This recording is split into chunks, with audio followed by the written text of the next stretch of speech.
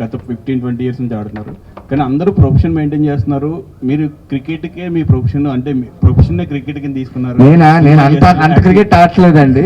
Acting cricket ఇది ఎప్పుడు ఆడుతూ ఉంటాను. ప్రొఫెషన్ ముందు ఆడాను, యాక్టర్ అవ్వక ముందు ఆడాను, యాక్టర్గా ఉన్నప్పుడు ఆడుతున్నాను, యాక్టర్గా లేటెస్ట్ స్టేజెస్లో కూడా లాస్ట్ వరకు నేను క్రికెట్ ఆడతాను. అలా అని కాదు. I'm planning something maybe in a month or two I'll let you know what my next project is. మీ దృష్టిలో who is the best batsmen ఈ ఉన్న టీంలో అండ్ బౌలర్లో? 100% తమన్ పేరే చెప్పాలి. మరి వాడు నా పేరు బౌలింగ్ వేయడానికి కాదు, వాడిన అంటే నేను కూడా ఆడలేను కష్టం అనే ఒక ఇక్కడ అవుట్ అవ్వకుండా ఉంటారు కదా, ఆ టైంలో మ్యాచ్లు తీసిన మ్యాచ్లు చాలా ఉన్నాయి తమని. అది 100% నేనైతే తమన్ పేరే చెప్తా. బౌలర్ బౌలింగా పక్కన ఒక మేటి బౌలర్ ఉన్నారు, ఆయన పెట్టుకొని మమ్మల్ని మాట అడిగితే ఏంట్రా టట్టడా అది సాయి కుమార్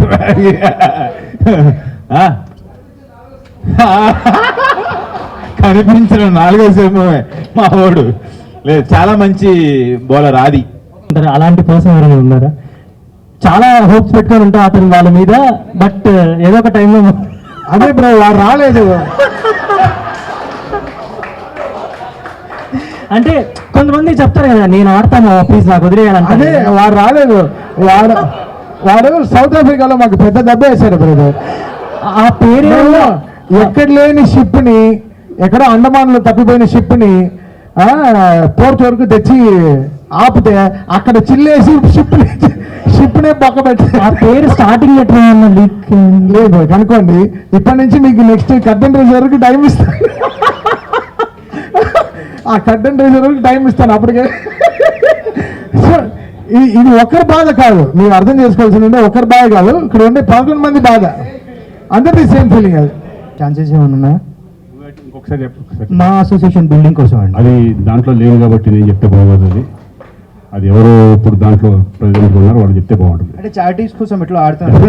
చాలా చేసిన వాళ్ళు ప్లాన్ చేసినా కూడా మేము ఆడతాం రెడీగా ఉంటాం. ఎందుకంటే అది మాది, మా సంస్థ కాబట్టి మేము డెఫినెట్గా దానికి అవసరం ఉన్నప్పుడు డెఫినెట్గా మేము మా వంతుగా మేము అందరూ వెళ్ళి పార్టిసిపేట్ చేస్తాం 100%. Thank you. అలా ఏం లేదు, మాకు అసలు సంవత్సరం 2 సార్లు ఆడాలని వెళ్ళాలంటేనే చాలామంది బిజీగా ఉంటారు కదా. అంటే మేము అనుకుంది ఏంటంటే ఇయర్లీ 1 or 2 మ్యాక్సిమం చేయగలం. లేకపోతే ప్రతిసారి వెళ్ళాలంటే అందరూ ఆర్టిస్ట్ డేట్స్ ప్రాబ్లం అవుతుంది, వాళ్ళ ఆబ్లిగేషన్స్ అన్నీ లేకుండా. ఎందుకంటే ఫారిన్లో అనేప్పటికీ ఎక్కువ సరదాగా అందరూ ఎక్కువ రోజులు కలిసి వెళ్దాం.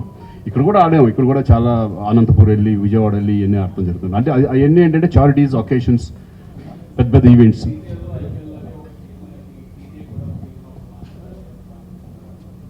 ఆల్రెడీ సీసీఎల్ ఉంది, ఇంక మళ్ళీ టీసీఎల్ మళ్ళీ కలపడం. ఇప్పుడు ఆపరేషన్ లేకుండానే మోకాళ్లకు ప్లాస్మా ట్రీట్మెంట్. మీ ఆర్థోపెడిక్ సమస్యలన్నిటికీ రోబోటిక్ టెక్నాలజీ ద్వారా తక్కువ ఖర్చుతో శాశ్వత పరిష్కారం. ఫ్రీ కన్సల్టేషన్, ప్రతి ట్రీట్మెంట్ పై 20% డిస్కౌంట్. ఈ ఆఫర్ కొద్ది రోజులు మాత్రమే. త్వరపడండి. V9 hospitals 9281465842.